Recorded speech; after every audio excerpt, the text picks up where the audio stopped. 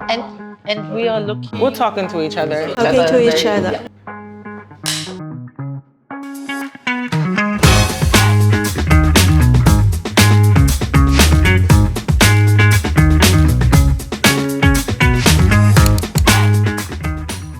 My name is Bukky, Global Director of Brand Innovation Strategic Inclusion. I'm Stella Zhang. I'm the social media content strategist in Beijing. I'm Olivier. I'm the Chief People Officer for Asia.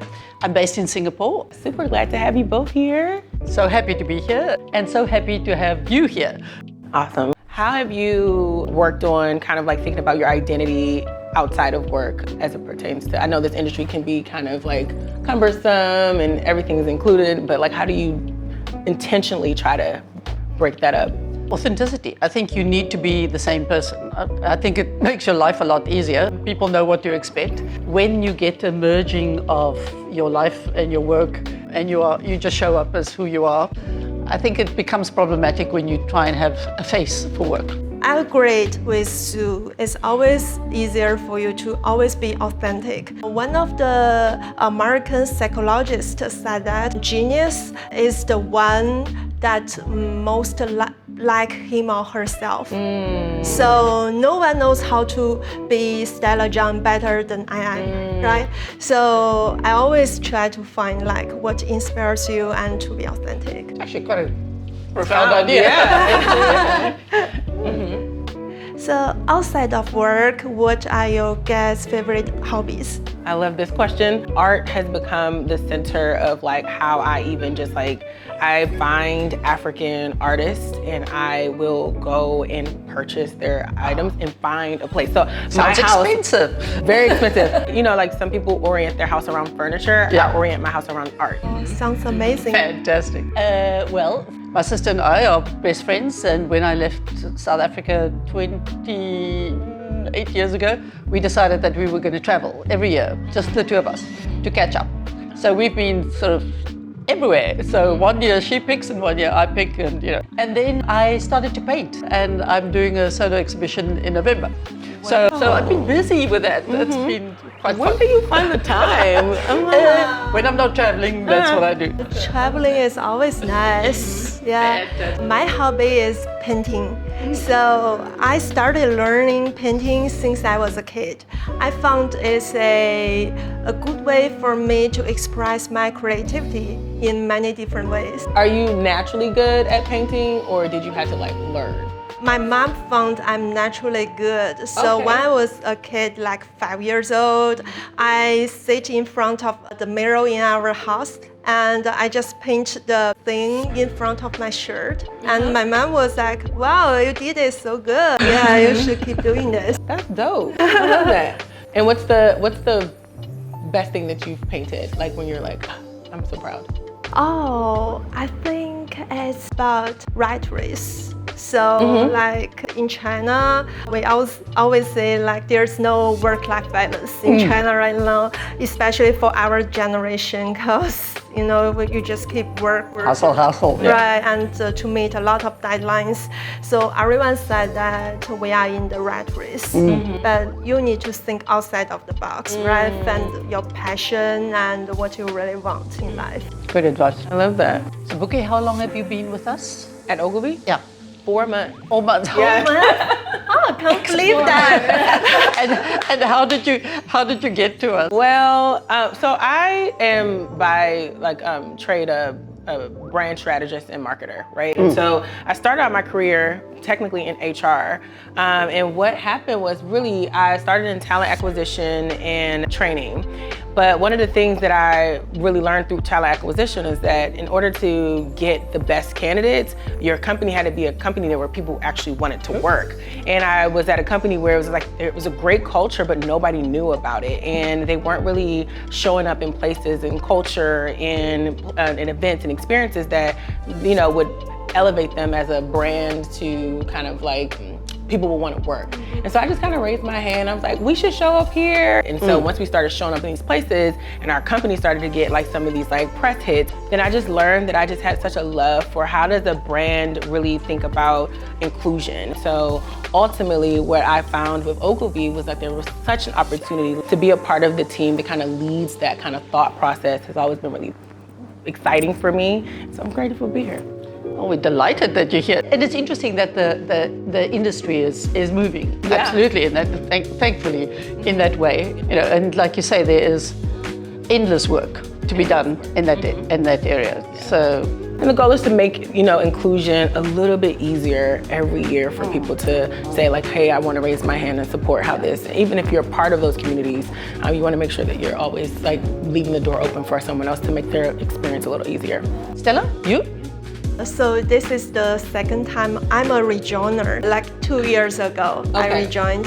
And so I'm an entrepreneur and I'm a co-founder of a fast food company, and we secured a Series A funding. So yeah, we did a good job in sales and marketing, and we still need to put more efforts on the products innovation. So I decided, you know, maybe I can stay back to the stage and let the product team go forward.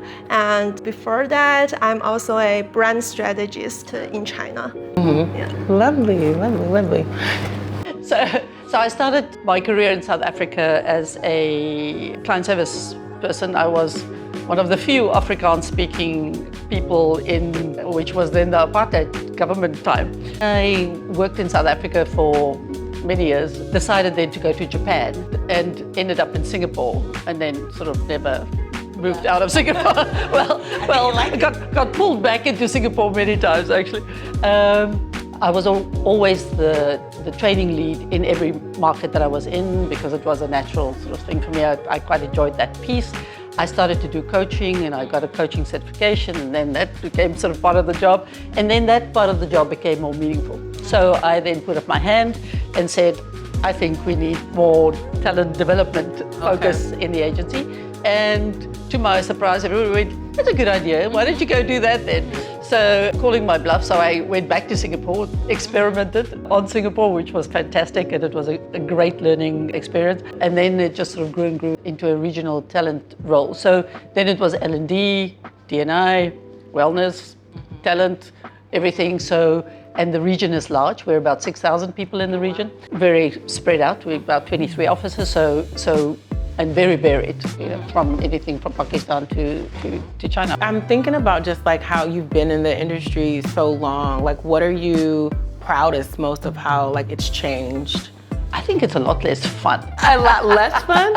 A lot less fun, in some ways a lot less fun, but a lot more professional. I think what has always stayed true though is the tribe. The people that we attract, absolutely the reason why you stay. It's, you know, the smarts, the creativity, the madness, all of that actually makes it so interesting. I think, you know, the job of anybody in the industry now is 10 times more complicated than it would have been 10 years ago. Yeah, there's just so much more to consider. Yes. AI coming in, everything is new. Every 5 minutes there's something like, in an addition you must now also learn this. So I think there's a lot of pressure on people to do a good job. But I think if it is in your blood, it is definitely the most fun career that you can have. Yeah, I agree. Stella, are you conscious that you are a role model in any way? Do you think about people looking up to you?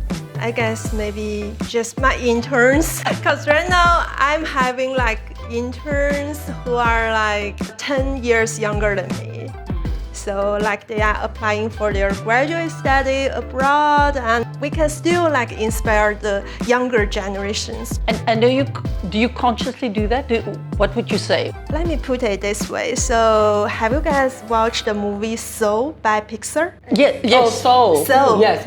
Yeah. So just like what it puts there, you always need to find your spark, right? So in Chinese culture, we call this Zen. So it's the way to move forward. The way to move forward is to stay present. The way to move forward is to stay present. Yeah, just stay here, like the stay in the moment. Yeah. Like right now we are having this conversation. We just stay in the moment. So when I work with those interns and with my junior teams together, I always tell them, stay present, and then we can find the deeper issues from the clients and try to solve those challenges they have. Yeah, not just not rush to give the the answers. Yeah. Well, I guess in your job there's a lot of opportunity for role modeling, right? Yeah, I mean, I think the biggest thing that I try to always make sure that people understand is that we have an opportunity to be people's first yes, right? And I think that when you think about empowerment, it's more than just saying hey, we're gonna give you this program, right? It's the belief, the confidence in them that they can do something. I'm always really big about there's time. There's always time on your calendar to make sure your diary, to make sure that someone, if they wanna have a coffee chat or just kind of talk, that you say yes. If you obviously mindful of your schedule, but making sure that you say yes to them, and so that they can have the opportunity to learn from you and can grow. Yeah. I've learned the same, that by the time somebody gathers the courage to say, do you have a minute? Have a minute. It's never a minute, but have it anyway. Because I think sometimes just a throwaway comment makes a massive difference in somebody's life. And I think that being more open to reverse mentoring is a good thing, because the world has changed, and they are the future, and how we bring them into this culture and make sure that they are comfortable in this culture will serve us well. I'm so glad we're having this conversation. World Mental Health Day is coming up on October 10th.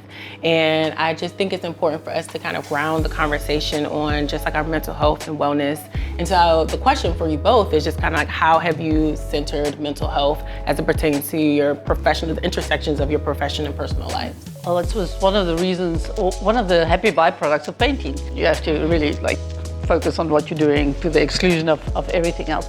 I think finding that balance for yourself and understanding that you want a sustainable career that doesn't rely on outside help is always a good thing. So finding that balance for yourself, understanding that you need it, that it's not, I'll do it when I have time. Yeah. You need to do it now because otherwise you won't have time. Certainly something that we advocate and encourage people. Please take your leave. Yeah.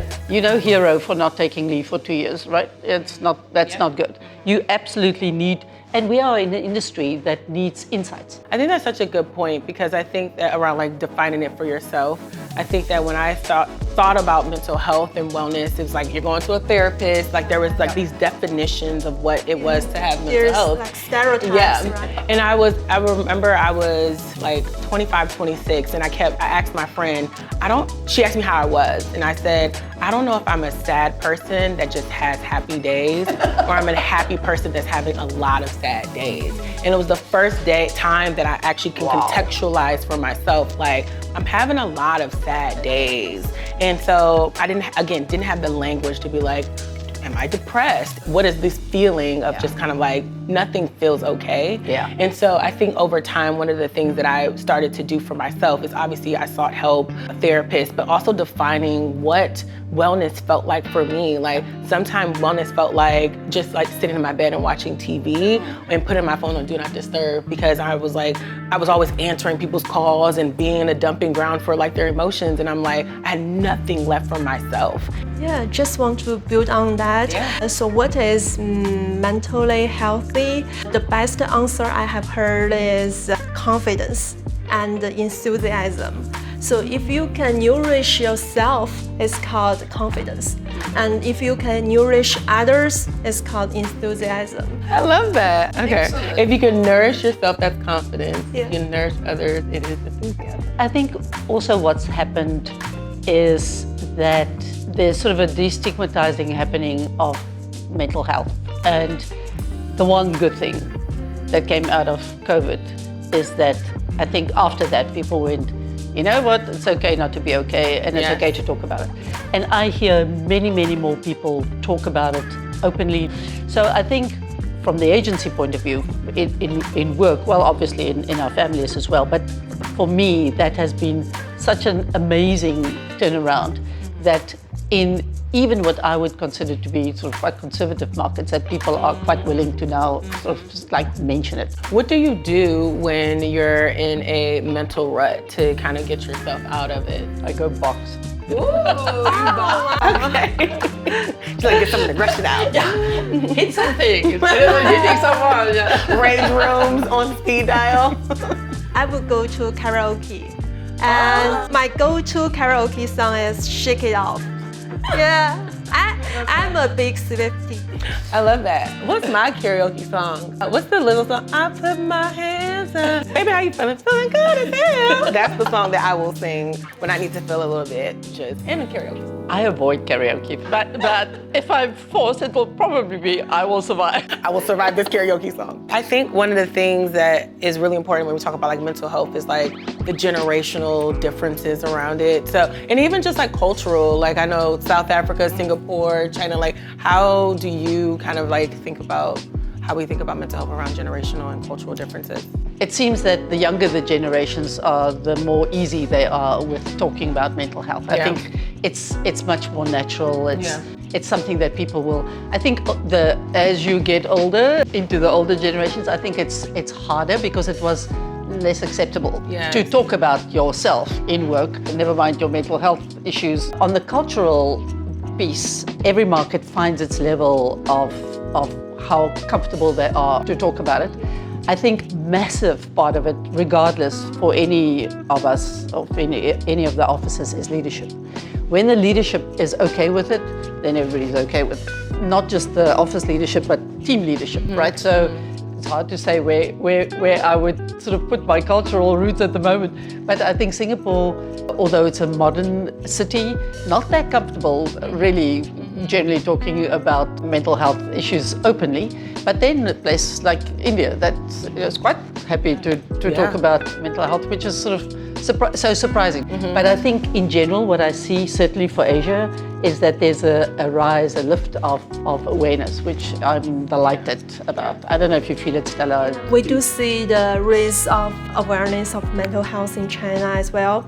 I think for my parents' generation, they don't talk that much, right? Chinese parents always compare their kids to others' kids, right? And so my parents' generation, they don't know how much it can hurt a child, right? How that can impact a child's, mental health at that time. For the younger generation, I guess, let me share a social media trends in China last year. There is a big trend starting, and the hashtag is called reparent yourself. Reparent yourself. Reparent yourself, and so accept yourself and find yourself, love yourself, and always express yourself. Yeah. I think even from a generational perspective and from a cultural perspective, I'm Nigerian and American, right? Grew up in, I have Nigerian parents, grew up in Nigerian culture, and like there's not a thing of mental health. It's like, yeah, you're good, like you're fine. And then also, but growing up in America, especially in like churches, it's like you pray away like any of these feelings that you feel. And so it's always been really interesting to me as like we kind of evolve from kind of like, these are truths. These are things that people have shared with you, and you think that like that is like law, right? And so almost breaking out of that, the ideology of like, you can pray away your problems, or like the things that just toughen up. Like you're not really going through the things that you're really going through. And then you look back at like some of our older, our aunts and our uncles and your moms and your dads, and you're like, oh, I think that they were actually battling depression, but the way that it kind of manifests is like being working a lot, or being quiet, or a recluse. And so I think that one of the things that I'm really kind of inspired by as we continue to grow is like having conversations with my mom these days around like, I'm not feeling great. What do you think about like family members can affect our mental health? Oh, absolutely. Yeah. I think good and bad. Yeah, I think your family, and because life and work is so integrated, whatever happens at home is going to show up at work, and what happens at work is going to show at home, of course. So I think the more support you can get from either your spouse or your extended family, and I think in work, We have work families. We have work sisters and brothers, right, who you will lean on, right? And I think that's quite amazing. And I think us as an agency is actually pretty good at that, where you have really people that you can go, hey, just like, give me some time. I need to unload on somebody. And people will give you time. There's so many things that people deal with on a daily basis. We think that it's depression or anxiety. And those are the two things that you can fall in. But there are so many different ways that mental health impact people. I love that, the WPP Employee Assist Program actually sort of says, here, therapists, help yourself, right? And often when issues come up, that I would say to somebody, you do know that we have this program, and they're like, it's almost like they need just the permission from somebody to sort of say, I think you should go, right? And at least, some professional help, because some of it is just beyond our ability, right? Yeah. But the fact that it's available, is amazing. Yeah. Right, it's amazing. What is heartening, I think, is to see that our big clients, and of course we work with the biggest clients, that it's so much on their radar. We can see it in the type of questions they ask, in our RFPs, yay, many D&I. But do you find, and I know that New York maybe more than anybody else gets involved so much with clients in their own programs. I mean, more recently, Coca-Cola drove the Pause is Power with Simone Biles, where, in the 2020 Olympics in Tokyo, she took a pause for her mental health. Oh yeah, that was a big controversy, right? Huge. And I think that what was so powerful, and even 4 years later, seeing how she's become the most decorated gold medal gymnast ever. And I think that what that really does signal across from athletes to everyone is that taking time and pausing allows you the opportunity to actually accelerate your growth much far beyond what you can even think about. And I just found the campaign so inspirational because it really gave access to understand even the world's biggest athletes in the world can say, I'm pausing, right? So if somebody else can say, I'm pausing, I too can say, let me pause for a second. And then you realize that those pauses, it's powerful, and it actually gives you the springboard, no pun intended, to really go to your next level. I think Simone Biles is such a resounding proof of concept. That's a powerful story. Yeah. Have you ever, it could be personal and professional, decided actively to take a pause, and where has that kind of springboarded you into the next level of your career or your professional life or personal life? I remember we have another training at Ogilvy, it's called Trusted Advisor. So back in that class, we discussed an interesting question, So when you, as a consultant, when you enter to the client's room, how well you present yourself? The biggest thing I learned from that class is we always emphasize to showing how much you care before showing how much you know. So maybe before enter to the client's meeting room, pause yourself a little bit and then see how much you can show you care their business, you care about their challenges, what they can do, then show your expertise. I love that you talked about a little bit about the client work and especially what you're doing in China, but what kind of cultural slang or phrases do you guys have in China that you can share? I remember once we work with a client, they do new energy stuff. And every time we started the weekly updates with the clients, we ask them to meditate for 3 to 5 minutes. So in Chinese culture, we call this Zen, as I just mentioned. Because I feel recent years in the Western culture, they always say the Chinese speed. So we build up the buildings really fast, we build high-speed railways, and we build busy cities, big cities really fast in the Chinese speed way. But in China, we also do things stay in the zone and do it in the Zen way. So I think for me, I'm a Nigerian American, right? So I'm gonna have two different phrases. So The Nigerian part is Najado de carry last, which really just means like we'll never carry last, we're always first. Nigerians are very proud. So one of the things that I always am really like conscious of is just like, you always gotta be first. We're always very competitive. And then I think for American and this kind of like growing with culture, we say like period, which is like really just like, that's it. That's the end of the sentence, it's over. Sue, what about kind of like culturally around like food, South Africa, Singapore, like what do you? Ooh, food. From a phrase point of view, Singapore is sort of famous for Singlish. It's like Singaporean English, which is the most economical way of speaking English. Like instead of saying, would you please turn off the light, you will say off it or on it. Or so one of my favorite English phrases is, why like that? Why are you like acting like this is the long hand? So that's always fabulous and funny. In terms of food, Singapore is like food mecca in Asia, best. I think most people will associate Singapore with chili crab, massive Sri Lankan crabs that's done in a chili sauce. Seriously yummy. unhealthy and fantastic. Best South African food, barbecue, which we call braai.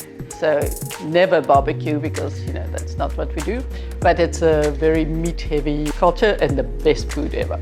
Love it. Something food. Any food, I think for Chinese people, hot pot is Oh, the yes, hot pot. go-to thing, right? And we love people get together and share the same pot, and everything you put it in the pot, it will be delicious. I don't know why, Yes. but it is. Yes. And the second thing will be dumplings, right? Yeah. Okay, cool. What about you?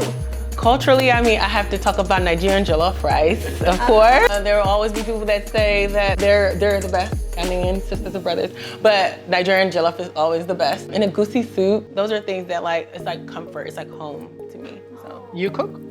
Well, I didn't say all that, Sue. I didn't say all that, but I can eat. I guess the final question is, you know, our theme for this year's mental health is welcome, which is meant to be an invitation for employees to kind of make sure that they understand that at Ogilvy, your mental health is welcome. It's not a place it's not a company where you have to kind of hide what you're managing, you're dealing with outside of the company. And so any last pieces of mental health, wellness advice for employees at Ogilvy as they kind of like navigate the ebbs and flows of work and professional experience? Like they say on the airline safety briefing, put your own mask on before you help others. So I think you have to take care of your own mental health to be able to help your team. You need to be in the best work fit condition that you can be to help your team to be the best they can. I feel like people need to be seen and to be heard. Also, you also need to see yourself, right?